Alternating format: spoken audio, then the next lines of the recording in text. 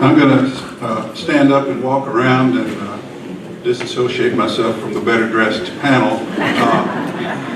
People are still piling into the balcony. They're trying to pull in a couple of chairs. So it looks like maybe instead of, we should have expanded the Ron Robinson Theater instead of Razorback Stadium.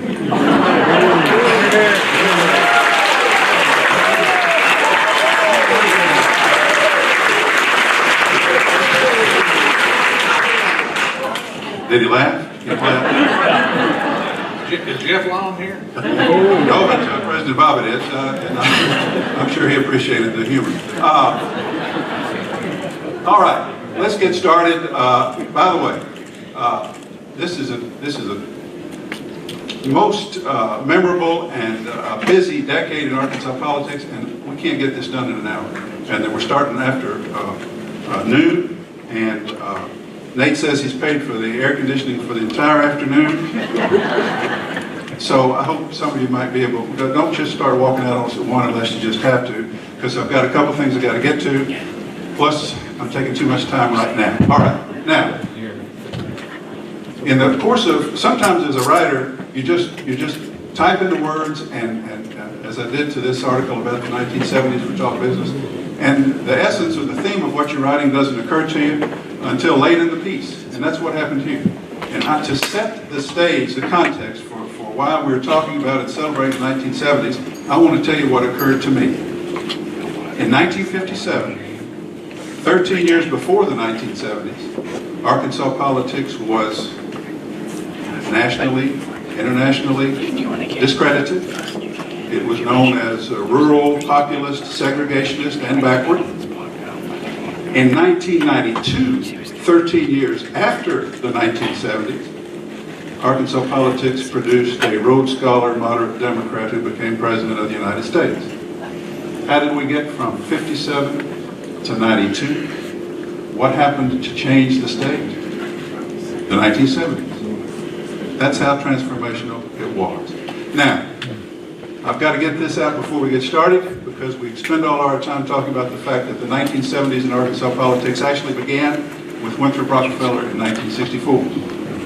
And nothing we're discussing here today would have happened probably, or it wouldn't have happened the way it did without the foundation of the transitional, if not transformative governorship of Winthrop Rockefeller. So he's here as the foundation for what we're talking about. Now, quickly to the introduction. Let me tell you, if you're going to talk about the 1970s in Arkansas politics, and you wanted to get 3 guys who were all lathered up in it like nobody else, and who can remember a lot of them, these three guys right here. Let me do brief introductions of the 3. In the middle, making a rare public appearance, down from Fayetteville, with a brand new haircut. Really, that's a haircut. Archie Schaffer. Archie Schaffer.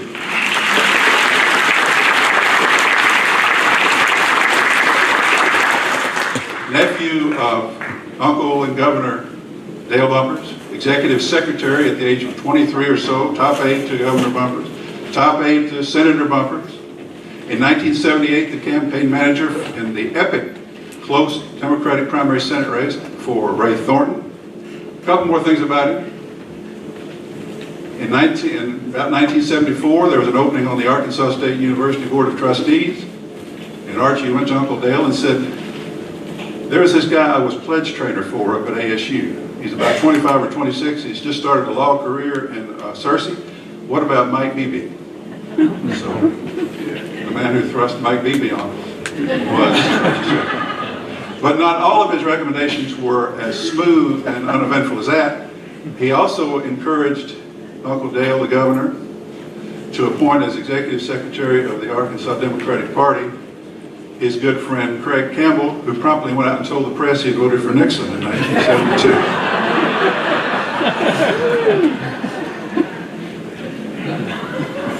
Ernie Dumas.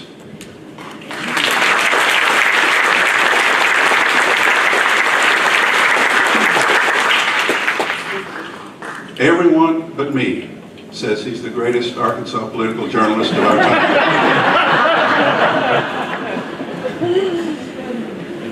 Certainly of the 70s, certainly of his generation, and a great storyteller. Let me say now, if I start to cut him off, it's not from a lack of respect, but one story reminds him of another,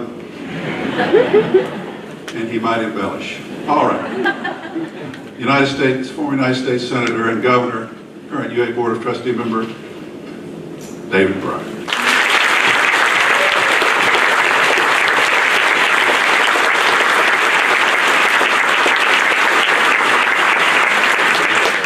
There was a column in the paper the other day, don't know who wrote it, a guy who fires arrows in his column.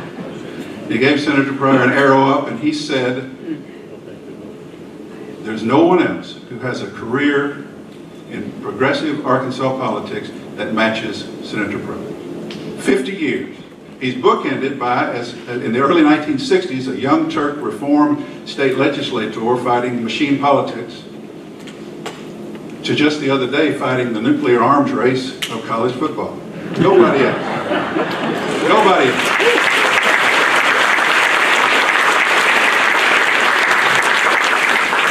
Here's what the guy wrote, and forgive me for this, Senator, I know you're easily embarrassed. Be not misled by the aw-shucks appearance of meekness. There's the hungry soul of a proud liberal lurking within.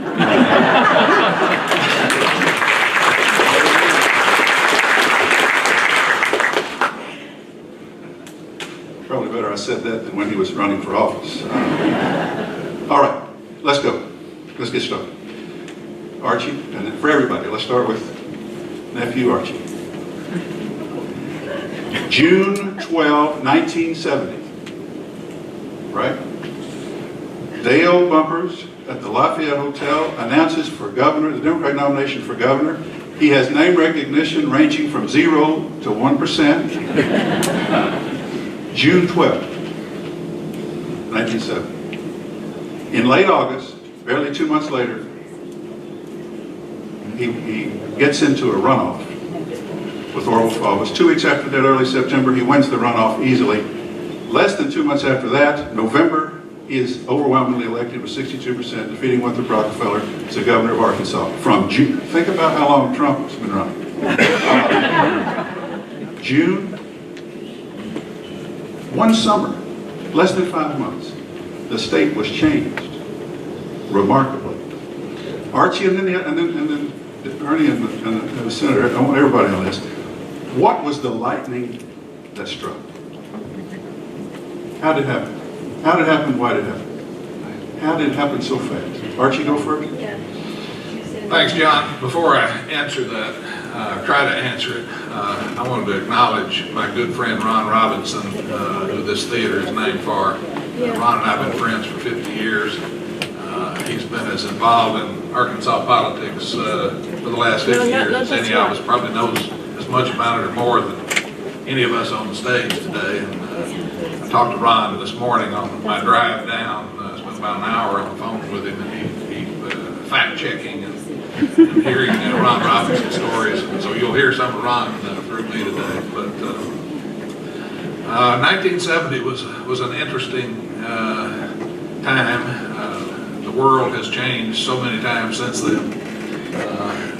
Thank God it was before we had social media and cell phones, iPhone cameras and what have you, or what happened in 1970 surely would never have happened. But I had just finished my first year in medical school when my famous Uncle Dale, who I also should acknowledge is not really my uncle. He tried to claim it for 40 or 50 years, but Betty Bumpers is my aunt. I'm from the Flanagan side of the Bumpers rather than the Bumpers side. I had just finished my first year in medical school. Uncle Dale had been thinking about running. I meant to bring today, and I forgot, a bumper sticker that my father and the Bumpers hometown headquarters produced in early 1970 that was orange and black. It said, "Another bumper for Bumpers." After after we hired DeLoss Walker, a PR professional, and he told us we had to get rid of that orange and black, and there was no room for levity in politics and whatever. He announced as the last candidate in an 8-man race on June 12th in the lobby of the Lafayette Hotel. Ernie Dumas was there, along with Herbie Bird. I don't remember Ernie, but Herbie Bird, many of you remember Herbie Bird was there. But it was a different time, and Bumper's success in 1970 was due largely to his unbelievable talent at communicating and meeting people and never forgetting anybody. He was as good as Bill Clinton, I would say. But we started out just the two of us driving across the state in a Chevy Impala that the Chevy dealer in Charleston had loaned to the campaign. And his personal magnetism and charisma just began to shine through pretty quickly everywhere we went.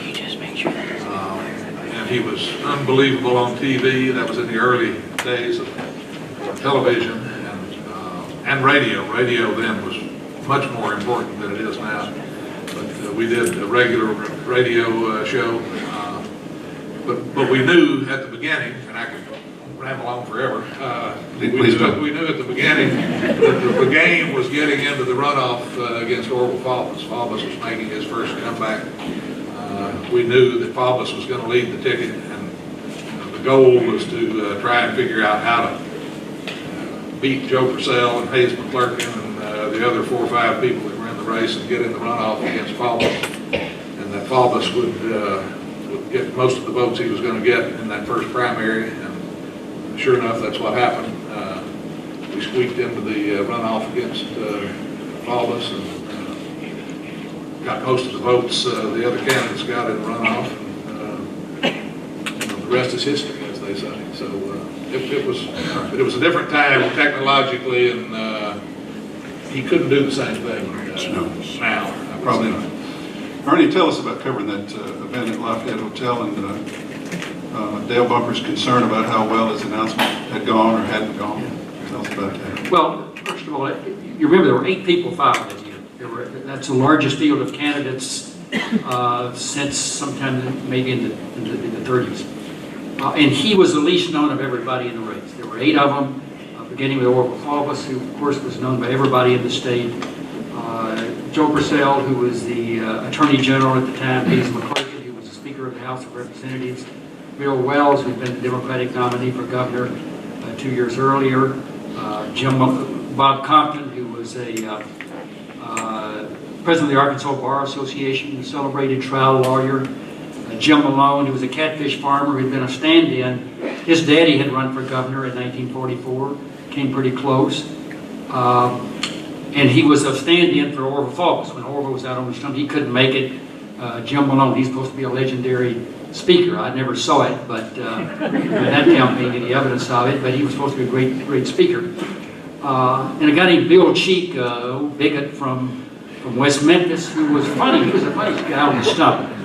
And he was a little bit better known than Dale Bumpers, and finally Dale Bumpers. So that's what you had. But Dale, besides being a remarkable politician, maybe the best in some ways that we've ever seen, beyond that, he had a strategy for the race. It sounded goofy, but he thought, when he started, my secret is I'm unknown. And he thought that was his advantage, to be totally unknown. And he was. Polls showed he had less than 1% name recognition when the race started. But he thought that was going to be an advantage because he had no skeletons in his closet. He couldn't be tied in with all the various scandals that had been unearthed the last 5 or 6 years. He was obviously not a part of the establishment. He had no connection with Rockefeller and all of Rockefeller's troubles. So he thought that was an advantage. And he knew that he was a great speaker. And Dale Bumpers had confidence. He had a great deal of confidence. He had been a trial lawyer at the little town of Charleston, and he had tried many cases all over the state. He tried big cases in Little Rock. He defended many burglars and fraud artists and drunks and so forth over. And he had lost 2 jury trials in all of those years, and he'd beaten some of the big law firms in Little Rock. They're celebrated lawyers.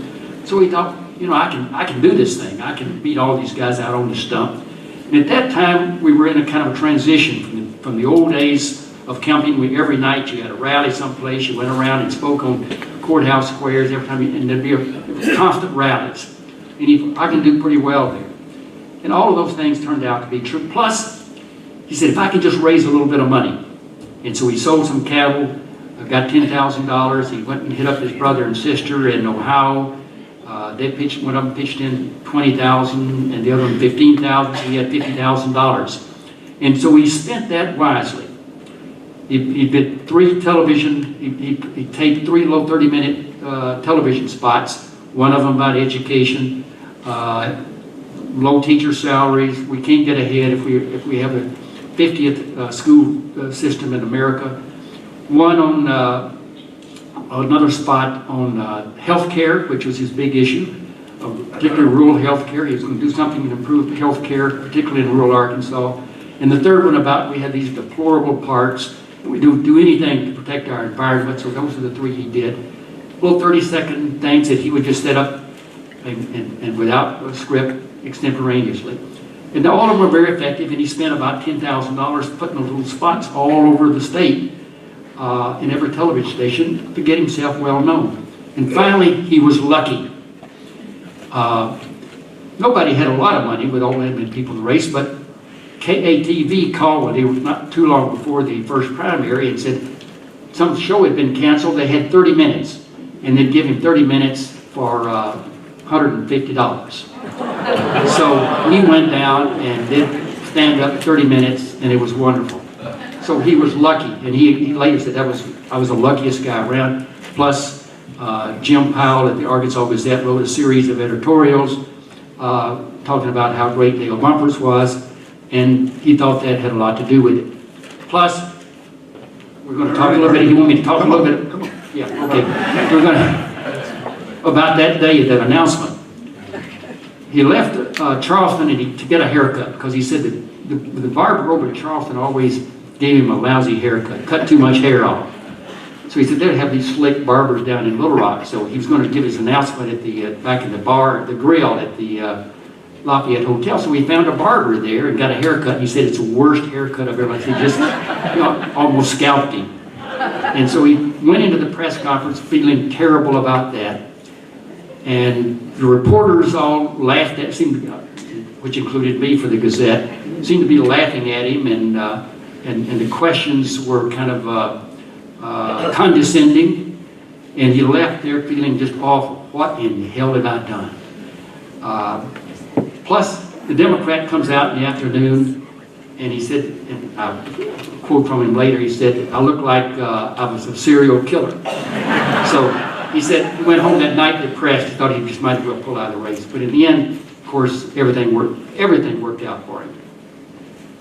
Okay, our time is up. I've got to condense this outline of mine because I don't want to cut into the stories. I just want to limit the opportunities. I was going to mention now to Ernie that Bumper's governorship was voted by historians the best in the state's history, or at least in the 20th century. And I was going to ask Ernie to justify that ranking. I dare not. It's a long list of accomplishments, and we know what they are. But we got to move to 1972. Senator Pryor, I'd like to include you in this discussion.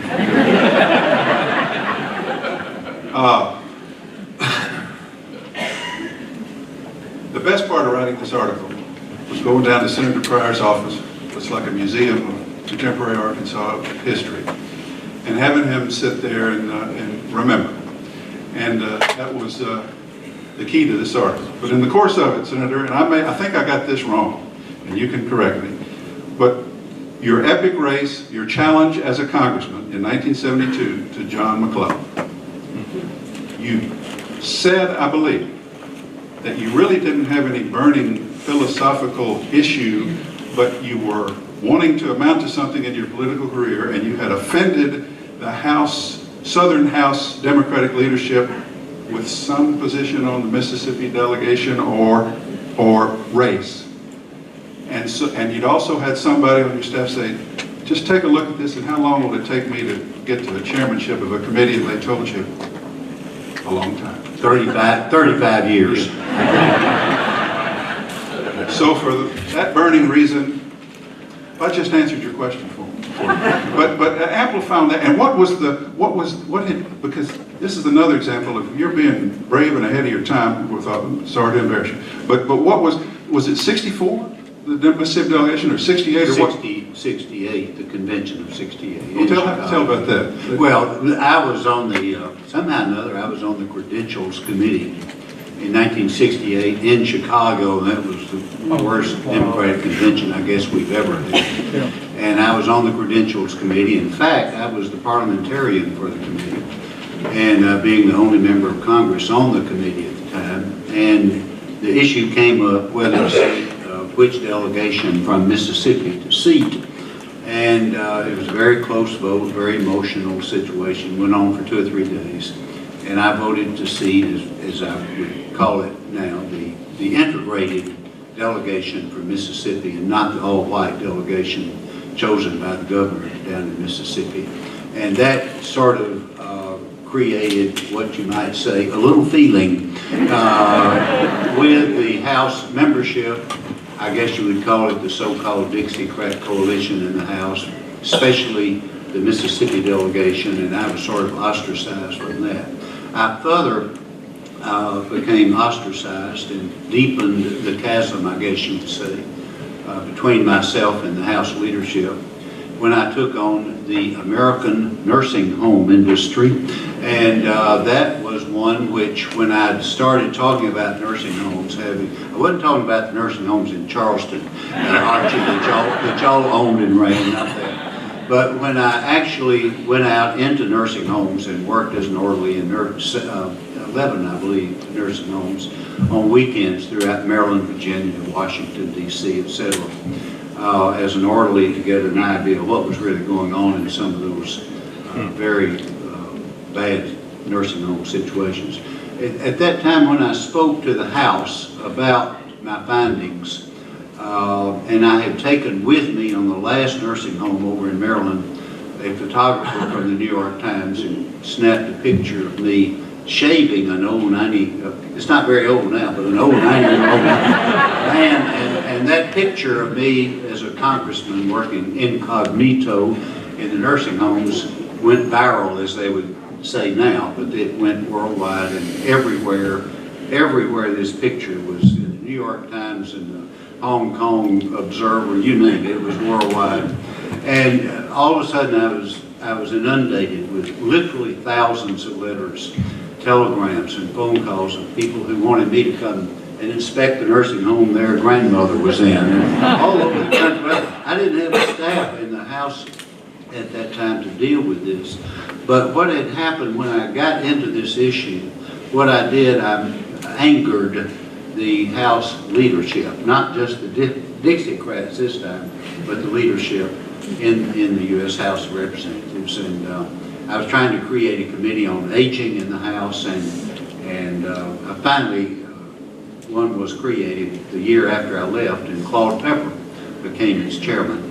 But I alienated, I guess you would say, the Dixiecrat wing of the Democrats in the House, and then the leadership wing, and including Speaker Carl Albert of Oklahoma. That's another story. I won't tell you what he said one time. But, well, go ahead. I felt I had to get out of there if I was going to get out of there with any degree of sanity. So I did. I ran for Senate. And you're doing well. And you got in a runoff. Ted Boswell was also in that race, am I right? Yeah. And you got in a runoff with Senator Cleveland. And then we have the cookie jar debate. And I want you to talk about that because it was fascinating to think about today, the emphasis on the debates and the preparation time that is spent, bringing in surrogates for the other candidates to practice, and the grilling by staff. Your preparation was to come in on a Saturday before the Sunday debate and go with your good friend and aide, Don Harrell, to the Howard Johnson's own university, to get into a room and talk about what are we going to do. And will you just tell whether you all adopted what you think now is the right tone with being conciliatory, and tell about your remark about the cookie jars, and in your own words, what happened in that debate? Well, first, Don Harrell, still lives in New York. He helped me write my book, and thank you to the Butler Center for publishing it. Don is a fabulous wordsmith, without question. He wrote book reviews for many newspapers for years, professor of English and all this. But Don and I wrote in the Pink Tomato Festival and did all the 8 tomatoes in the contest. Probably that made me sick enough to make enough mistakes. But I drove back up on hot Saturday afternoon, June 11th, I believe, or 10th, back up to Little Rock, and Don and I decided we had to get out of the headquarters. We didn't have a better place to go to think about the debate. So we rented a room at Howard Johnson's Motel out on University Avenue. And we got in the room and we started saying, okay, tomorrow night's this debate. Now, what are we going to do? What sort of a tempo are we going to have? And we started trying to anticipate. We didn't have anyone else with us to think about this. But we tried to anticipate Senator McClellan, his frame of mind, where he was mentally, physically, and we even thought about what he might be wearing. I thought he would be wearing a black suit and a red tie and white shirt, and in fact he wore to the debate a solid white, he looked like a southern planter. He even had it was amazing, he even wore, Senator John McClellan, if you can imagine this, a pair of white patent leather boots, and I've never seen him wear a pair of patent leather boots, especially white, but they matched his suit. He had on a red tie, and he came in there tough, and we said, you know, he's in his 70s, I'm in my 30s, let's kind of choose not to be too tough. Let's be a little bit careful about what we say about Senator McClellan and respecting his age, etc. And at that time, we made the decision. And that's where the idea of the cookie jar came about. I was being accused of taking a lot of labor union money. Had anyone run against Senator McClellan in that particular runoff, they would have gotten labor union money. Not necessarily just me, but anyone who would have been running. They probably wanted Senator Dale Bumpers to be running at that time, then Governor Bumpers, but it didn't work out that way. And we decided, well, we'll just use the idea of a cookie jar, people into the cookie jar and give the campaign contributions and whatever. And so I guess that's how the cookie jar issue came about and how it was used in the debate. He seized on that, Senator McClellan. That's where I was headed. He seized on it. I wanted you to imitate him seizing on it. And when he did, I was sitting there watching him. It was live, Channel 7, Sunday night before the election on Tuesday. And when he seized on that particular point about the cookie jar, I started saying, where's Don Harrell? I want to see him. I did, because I made it. But I knew that he had seized on it. He'd made some points. He came off tough, which he was tough. And I think we came off way too mild. And I think that debate helped to change the course of the election. A lot of people, still today, I can go to the grocery store this afternoon, and still today I'll be looking at the counter or whatever, and someone will come up and says, I probably won 14 elections since that time, but someone will come up and say, let me tell you why you lost that race in 72. Oh, okay, I want to know. And so many people would come up to me still today. Archie and Ernie know all about this, and they'll say, by the way, I was in college, it was the first time I ever voted, first campaign I ever was involved in, and I worked in your campaign and whatever, and so we got a lot of young people, I think, involved. We were not successful, but it was an interesting way. The interesting part of about this was a little bit of history. John McClellan, when he had practiced law in Malvern, had come over to Camden after his defeat, when he was defeated for Congress, for the House. Am I right, Ernie? Senate. For the Senate, he was defeated. And he moved to Camden, and because the Sifford law firm needed a trial lawyer, they hired Senator McClellan. He comes to Camden. That was my hometown. And when he was almost at the end of the race, he had run out of money. He was running for the Senate. He had run out of money. He had lost 2 of his 3 sons, I believe, by that time. And my dad went over across the street on a Saturday afternoon to his office to say, "John, I hear you're depressed about stuff, and what's this rumor that you may not complete this race?" And he said, "Edgar, I'm sitting here typing my withdrawal statement from the campaign for the U.S. Senate." Dad said, "What do you mean you can't withdraw?" He said, "I need $10,000. I don't have it. I've lost 2 of my 3 sons. I'm depressed," and blah, blah, blah. It went on and further.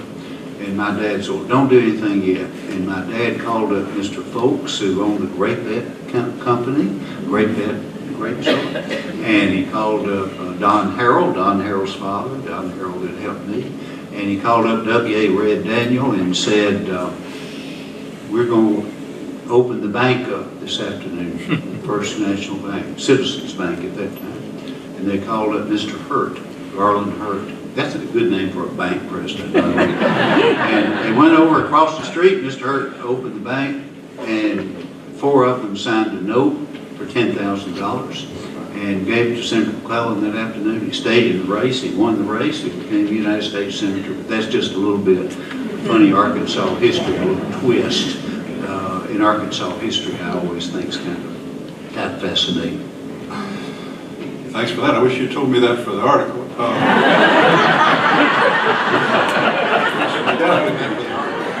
Ernie, did you cover that 72 debate?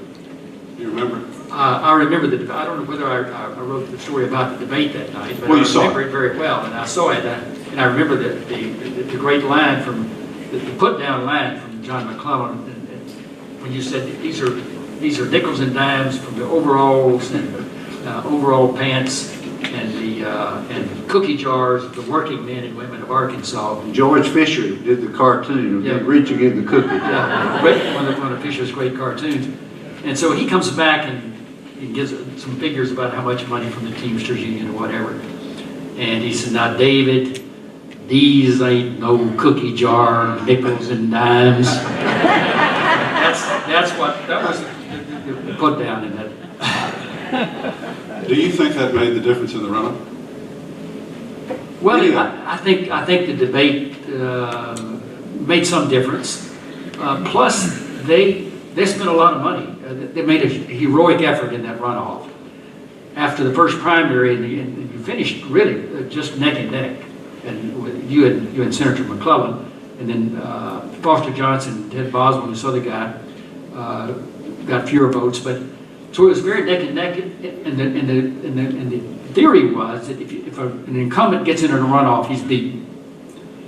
And that was everybody's theory. I mean, he got only about 43 or 44%. So he was way behind, and Ted Boswell, all his liberal supporters were obviously going to go for you. So, well, what they did, they had a meeting down at the, Whit Stevens called a meeting down at the Union Bank building and got all of the people in the machine with wealth. East Arkansas planters, Old Fort Smith, Arkansas best people, and they all came together, and John McClellan made a little talk to him and says, "Now, boys, I put up a good fight, and I appreciate all you guys have done, but it looks like I'm dead in the water, and I think I'll just go on back home and then let this thing pan out, and I've had a great career."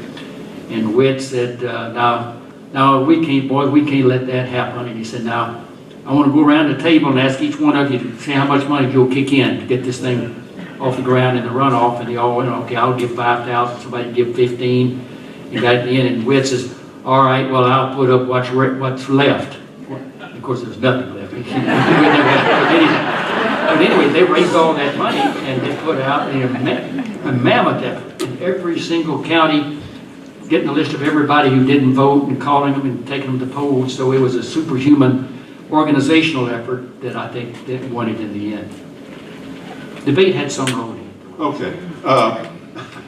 Archie, I'll get back to you in a minute, but we got to get the man who was most on the ballot in the 70s is Senator Pryor. 2 epic Senate races. We'll get to the other one in a minute. 2 terms as governor. And I'm always squeamish when there's conversation about historians ranking Dale Bumpers our greatest governor ever, based on the myriad reforms that took place. And I'm wondering what David Pryor's thinking about that. You know, I feel just like you do when they tell you about Ernie Dumas being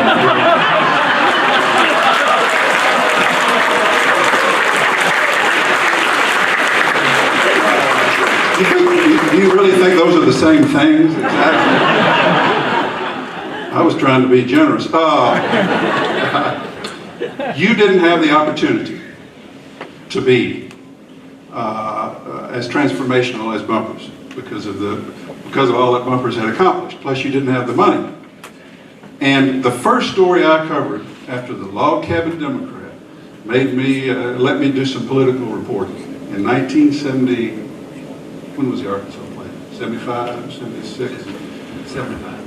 Was to go down to Trapnell Hall where you announced your big home rule initiative called the Arkansas Plan. Otherwise known as the Coon Dog Plan. Coon Dog, yeah. You got the cookie jar debate and the Coon Dog Plan. I don't know any other way to ask this. I just didn't get it. We're gonna reduce the state tax base and let the cities and counties make it up if they. What was that all about? What was the Arkansas Plan all about? Well, Senator Lloyd George, Representative Lloyd George, who was not only one of my best pals, and I served in the legislature with him, Lloyd Reed George from Yale County. Lloyd, we took him up to Mount Nebo one night and had light boards and everything. He went through the Arkansas Plan. It does this, it does this, it doesn't do this, it does this. We went through about an hour and a half of that, and Lloyd looked at it. We said, well, Lloyd, what do you think? Can you handle this for us in the House? And he said, I don't understand one thing about this plan, but I'm for it all the way. When we got into the Arkansas Plan, and I must tell you, everybody said, oh, I know you're so sorry you got involved in that Arkansas Plan. To tell you the truth, I never had a better time. We rented a bus. We went all over the state. We took the cabinet with us. We went to Jonesboro, and we went to El Dorado. We went to Texarkana. We went everywhere, and we told them what the plan did. We had huge gatherings at town meetings, and it was really, I thought it was kind of a thrilling civics lesson, to be honest with you, for about 2 to 3 weeks of traveling the state with the team that we had to explain the Arkansas Plan, what it did. It not only emphasized home rule, it also, depending on your point of view, it was populism at its best or at its worst, whichever your point of view might be. It also had something that Arch Ford and I concocted, and that was, and by the way, the Butler Center is just now coming out, David, with the new book on Arch Ford. I read about half of it. It's wonderful. And this, in the Arkansas, embedded in the Arkansas Plan, Ernie would remember this, was a formula for education, and where the money would follow the child, rather than giving to rather than giving to school district that maybe didn't even exist almost. So, but the money would follow the child.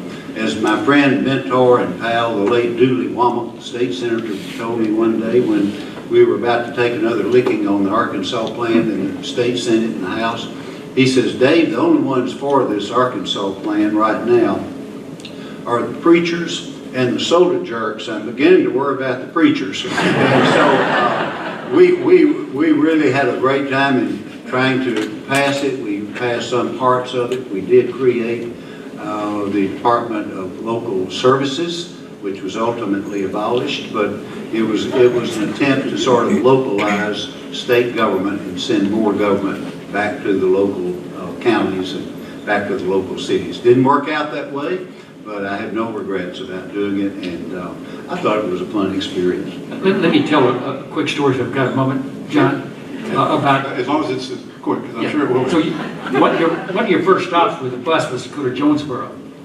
And I went up there to cover it for the Gazette, and you made the pitch to a pretty big crowd there in the auditorium. And you said, we're going to cut your taxes, and then at the state level, and then you can come back here at home, and you can levy some taxes here to support local services like schools and streets or whatever, or you can take it and buy a new coon dog. So I quoted that near the top of my story the next morning on the front page of the Gazette. George Fisher then drew a picture of David Pryor with this coon dog, and that coon dog followed you. I bet there were 100 cartoons. The rest that George dog is always there. George always had had Bill Clinton riding a tricycle. He always had me with a coon dog with a leash on there. And speaking of all that territory, I see Governor Jim Guy Tucker out here. Jim Guy, last Saturday at noon, about this time, we had our wonderful grandson from New York. He's sitting right over here, David Pryor. He's 10 years old. We had him up at Mountain View, and we were in the Rainbow Cafe at Mountain View. It was packed. And they said, here's where Jim Guy Tucker was just 3 weeks ago. They had a little sign that where Jim Guy Tucker had lunch in the Rainbow Cafe in Mountain View. Anyway, what a great state we have, and I've had a good time doing all this. I don't think there's another state with the overlapping, intimate, contradictory, wonderful personal relationships of the politicians. I just don't think there is. But is Governor Tucker still here, or did he get mad at leave? Something we said? Hey, John. Go ahead. I want Archie to tell that story about the Pinto. What is the context The of it? Ford Pinto. It's about his Uncle Dale. Now tell that story. I'll love it. If you don't tell it, I am, but you tell it. I would really rather you tell it. You tell it much better than I do. Well, I'll just make it very quick. Dale and I used to do dog and pony shows, and in late life, I got where I couldn't remember the punchlines, and he would fill in for me. And he couldn't remember his punchlines, and so I would fill in for him. But Dale, when he became governor, we had an oil crisis, as we remember, the oil embargo and all that kind of business back in, 73. And Dale announced that all the state departments, Department of Education, Department of Health, Department of Prison, are all going to drive Ford Pintos. We're going to save on gas. Well, Dale was holding a press conference, and John Bennett of the Commercial Appeal was there, always wanting to needle Dale and then me and whoever else was the governor. And sure enough, Dale drives up to announce that everybody was going to start driving Ford Pintos. He drives up being driven by a state trooper in that long, dark blue Lincoln, that gas hole. Dale comes into the press conference in the conference room and says all the state employees, all the state agencies are going to start driving Ford Pintos. We're going to save X amount of dollars. Archie is standing back there in the shadows, and John Bennett says, well, Governor Bumper says, you're driving that big gas hauled Lincoln out there. How can you do this? He says, well, I've ordered a Pinto for myself to drive. So we get back in the office. Archie's there. He's chief of staff. He closes the door and says, Uncle Dale, we hadn't ordered any Ford Pinto. And he says, you have now. Did you ever drive in it or not? I don't know. I don't think so. I thought they were great. All right, let's move to 1978, and this is the wonderfully overlapping, enduring relationships of Arkansas politics. 3 Democratic candidates for the United States Senate in an age when the Republicans, glory days for many of you here, the Republicans just didn't matter. And it was, the 3 candidates were Governor David Pryor, Congressman Jim Guy Tucker, who I was going to throw a microphone out to, but he left, and Ray Thornton. You had this man and this man. These guys are good buddies, enduring friends, but you weren't David Pryor's campaign manager, you were Thornton's campaign manager. Right? Jack Williams, who's sitting right there, was David Pryor's campaign man. Explain all that to me. And in the course of explaining it, I don't remember, I was young, but were there any issues? Was there any room between any of you guys on the issues? Archie? Archie, then you, Senator. I don't think there was any real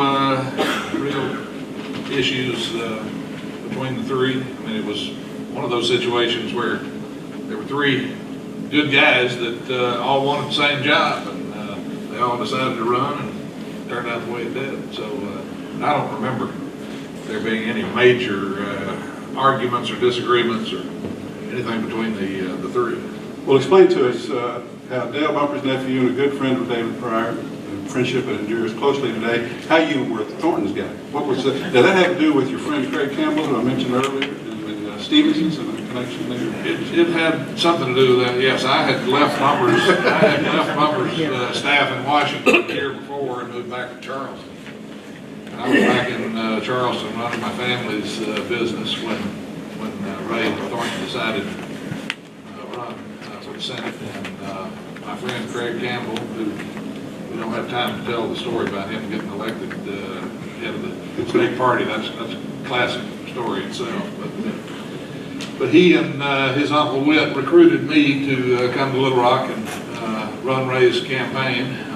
Whit Stevens detested my Uncle Dale. They never got along. Whit never supported the Bumpers, but Whit and I got along well, partly because I was good friends with Craig. But that's how that came to be, and I came to Little Rock that spring of '78 to manage Ray's campaign. We came close. Senator Pryor, can you think of any? I know in the runoff with you and Tucker there was a couple things flared up, but in terms of issues that were major burning differences between you three guys, can you recall any? No. I think we had all been involved with various little groups and subgroups out in the counties and had all drawn, I guess, maybe campaign contributions from some of the same people. I knew full well that in that race, that because Ray Thornton was in the race, that he would have the support of the Stevens family, with Stevens and Jack, and their organization is potent, I can tell you that. And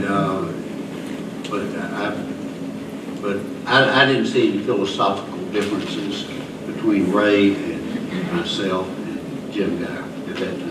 One interesting thing about that race that I had forgotten all about until, I'm sorry Jim Guy left, I'd forgotten all about until last week when Jim Guy spoke to Political Animals in Fayetteville, and we were talking about the '78 Senate race, and I was reminded that there was a fourth candidate in that race. And I bet none of you can remember who that was, and I didn't even remember that there was a fourth candidate, much less who it was, but there was a guy named A.C. Grigson from Texarkana who was in that race as well and got about 8,000 votes.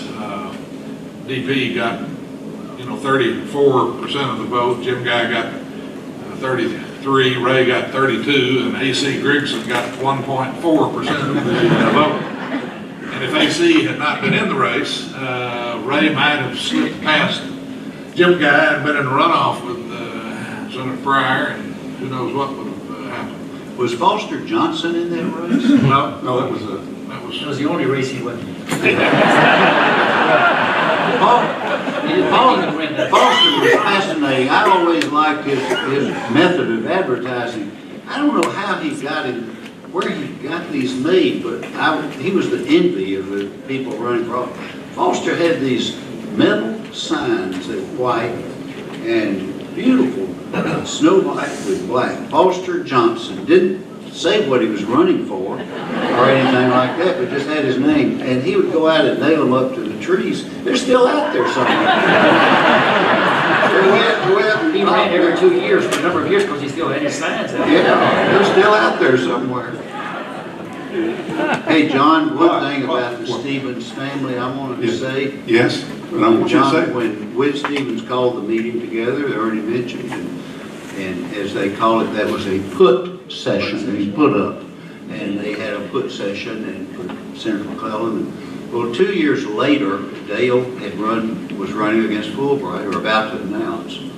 And I had encouraged Dale Bumpers to run for president and not run against Fulbright. I was trying to get Dale to get in there and be a Jimmy Carter and run not from Plains, Georgia, but to run from Charleston, Arkansas. And he would have won. He would have won. He would have been a much better candidate and a much better president than Jimmy Carter, all due respect to Jimmy Carter.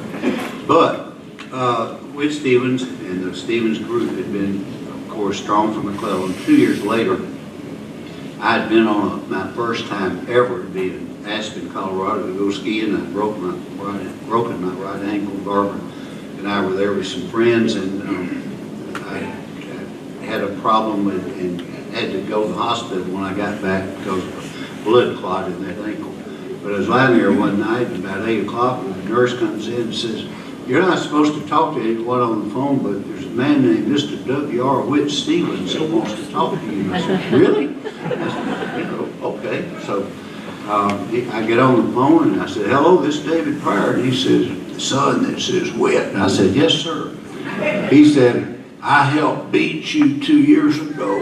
Now, will you accept my support this go around?" And I said, "You bet." So that's just Arkansas politics. But that was the race in which I was running for governor, and that was Fulvis. He turned on his old friend Fulvis that year and helped me, and I accepted his help, and I appreciate it. Of course, years later, when I was running for the Senate, he supported naturally his own nephew, Ray Thornton. All right. I've been told it's about time, but I can go 15 minutes over and stay with us if you can.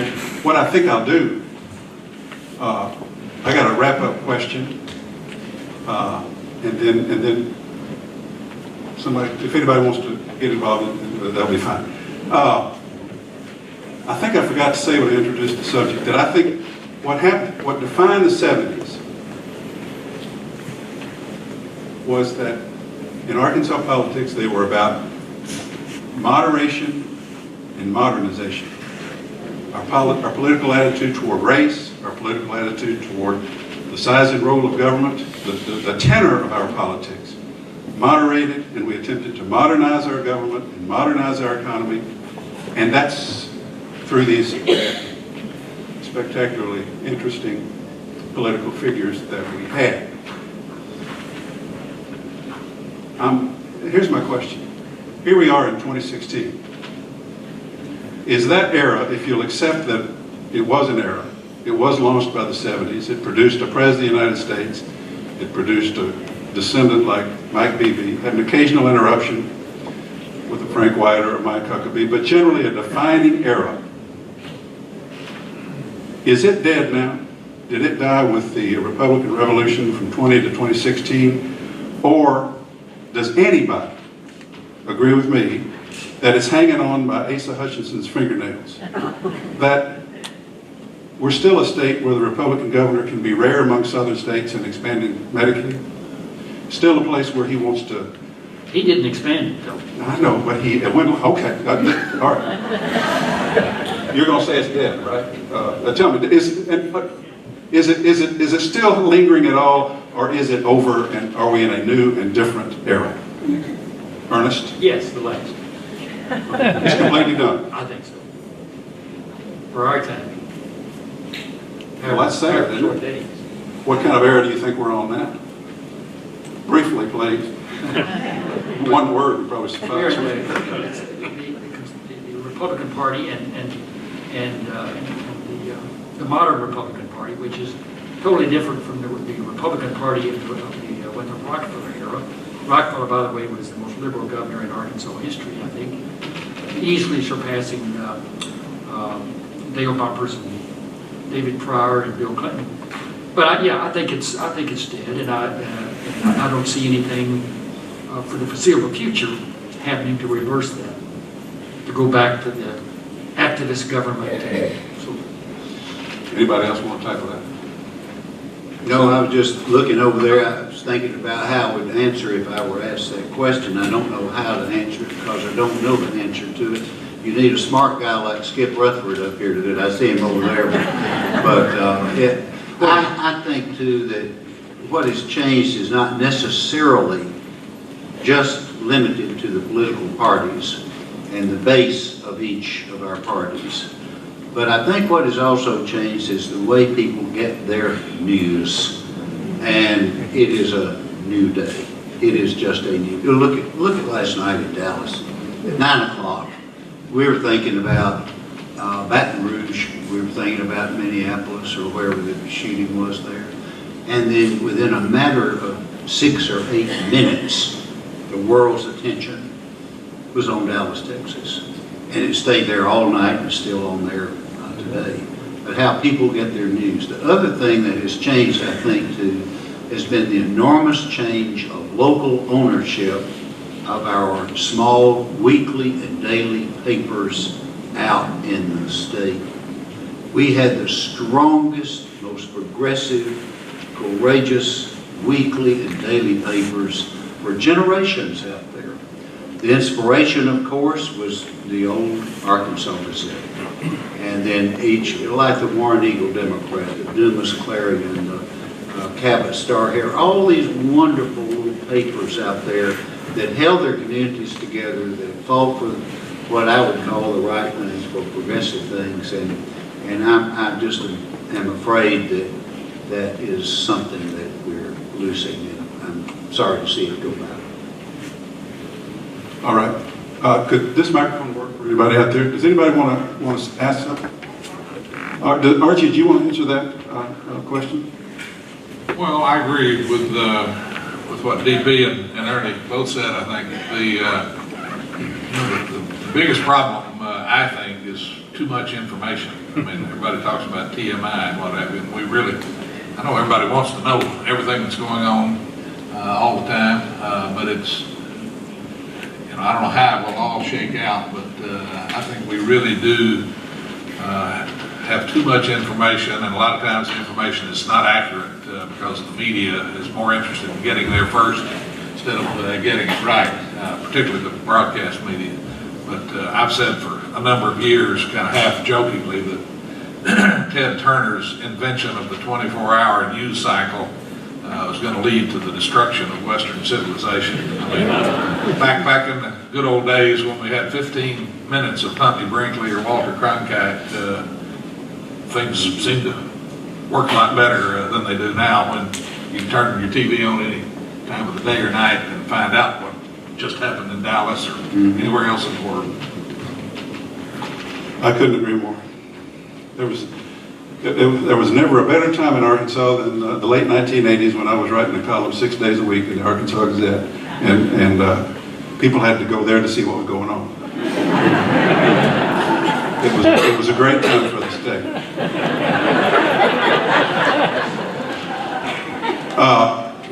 We'll take just two. We're past time, right? Somebody want to run this back to the. Can you speak up, or do you want to? Okay, shout. That's Sylvia, didn't it? Yeah. You all are talking about governors and roles of media and staff in the reforms that have been along. And I don't want to report, I have to tell. Yeah, okay, all right. And I have the legislature and all of the reporters and got all of the legislature looked down on. But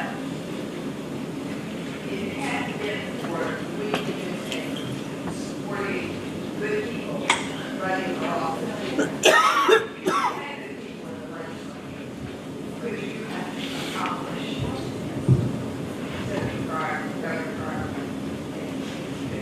Governor Butters have accomplished what they did on the outside. Good leadership in the legislature. No, we could not have. And that prompts me to tell a story I wanted to tell. Give me a good excuse today. One of the most transformational things that occurred in Arkansas, I think, in the very early 1970s was the passage of liquor by the drink. And as many of you will recall, until 1971, you had to take a brown bag into the restaurant to have a drink. We passed liquor by the drink, and in 1971, TGI Fridays, a block from the state capitol, opened, and that provided a great way to deal with legislators, many of them who were great people, and we were able to accomplish a lot of things because of that. My story I wanted to tell was about the way the Bumpers legislative staff worked. We had a legislative staff meeting every morning at 7 o'clock. And my good friend Richard Arnold, I saw his brother Buzz here a few minutes ago. Richard and I and Brad Jessen and a few of the others would be out at night schmoozing and drinking with legislators, trying to get the Bumpers program passed. And one morning we walked into the staff meeting at 7 o'clock in the morning, not looking well. And Uncle Dale, who still called me Spike, which was a family nickname, he looked at me and said, "Spike, why do you and Richard feel like you got to go out and get dog barking at the moon drunk every night?" And I responded that that's because that's where the legislators are. And if we're going to pass your program, we've got to be out there barking at the moon with them. But we couldn't have done it without the legislature for sure. All right, we've got. When I was when I finished writing the story, I remember a lot. Well, sure, that's how you got to the story. We got two more questions. And when Robert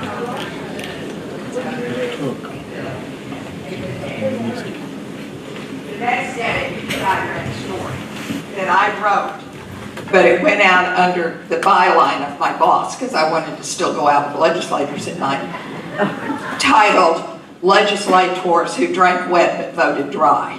The next time the bill came up, it passed. All right, two more. As a gentleman toward the back. I don't have a question, I have an observation. In the summer of 1966, when David Pryor was running for Congress for the first time, I'd just gotten out of college, and there was a big political event out in the Trinity community where they had a watermelon cutting and they pulled up a flatbed truck. And I remember that Richard Arnold was in that race, and he introduced himself and said he finished first in his class at Harvard and Yale. Well, the audience was made up of people in brogan shoes and overalls. And Congressman Pryor got up and he said, "Well, I grew up down in Ouachita County and I was sweeping out the jail down there in person." You can look at the audience and say, "Gosh, he's one of us." All right.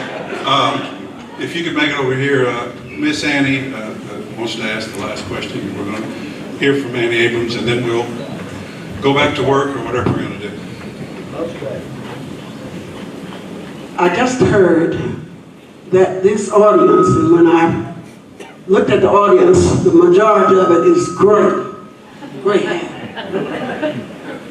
How did you come to the conclusion that we are at the end of an era when the majority of women are the majority in our population, and the next is senior citizens? How do you come to the conclusion that the 70s are over?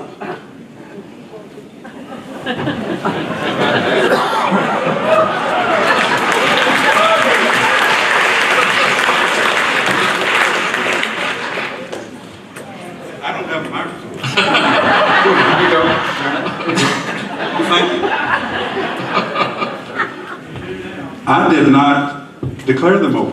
If you will remember, I said Asa was clinging to it by his fingernails, and I was referring to the women when I said that. No, I let those who think it's over answer the question. or pass? It's an excellent question. And Andy, Go ahead. Ernie, were you going to go ahead and address? No. They're all polite now. Well, the reason I said that is you just look at the votes. The legislature is overwhelmingly Republican, and not just Republicans. These are not Republicans that we would have talked about during Rockefeller days. The Governor Hutchinson did continue the Medicaid program, but you may have a different opinion, but I think if he had been the governor and was elected in 2010 or 2012, and he had the option of taking the Medicaid option under the Affordable Care Act, that he wouldn't have done it.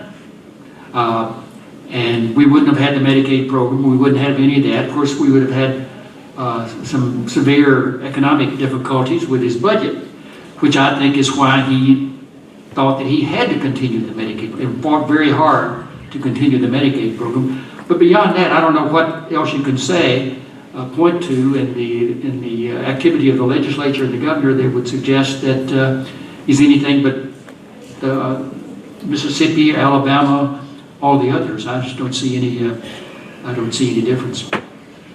Andy, your question is very good and is thought-provoking, and I don't know a good answer to it, but there's a part of what we call the 70s that I think we have moved beyond, and this worries me as much as any other thing, and a lot of it has to do with money. We all like to say, well, it's Citizens United, which, by the way, I hate, and it needs to be repealed and all like that. That's another day.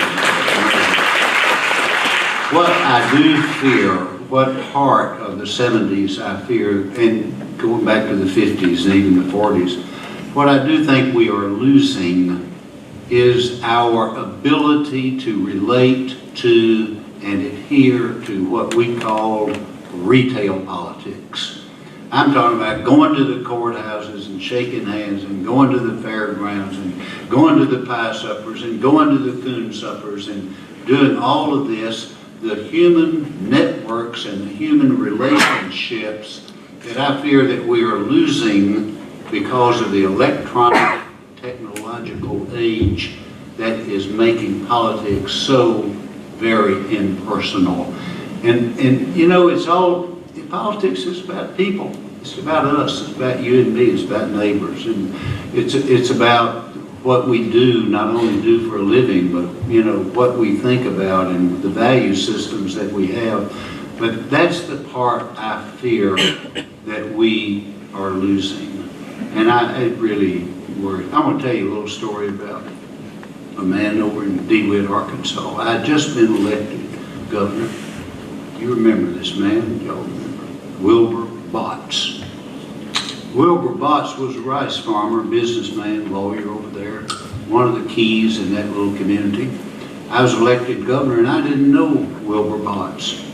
And one day after I'd been elected governor, I was sitting there in the governor's office one morning. I was real proud of myself. I had a fire going in the fireplace. And somebody knocked on the door, Don Harrell or somebody said, Governor said, Senator Knox Nelson and a delegation are here to bring some man to meet you. And I said, oh, okay, bring him in. So here he comes. They usher in Mr. Wilbur Botts from DeWitt, Arkansas. Mr. Botts, have a seat. Mr. Botts is sitting there, and we start talking, and they get up. Knox Nelson leaves, and the other gentlemen leave from the house. They ushered him in, says, Governor, we're going to leave Mr. Botts with you if he wants to be a part of your administration. He wants to be a part of the prior administration. And I said, well, I'm flattered. I said, y'all, we'll talk to you later. I'll talk to Mr. Botts. And we closed the door and sat in front of the fire, and he lit a cigar. And I said, Mr. Botts, are you interested in education, game and fish issues? Are you interested in highways? What are your interests? He said, Governor Pryor, he said, it doesn't really make me a lot of difference what you appoint me to, as long as I can get out of DeWitt one night a week.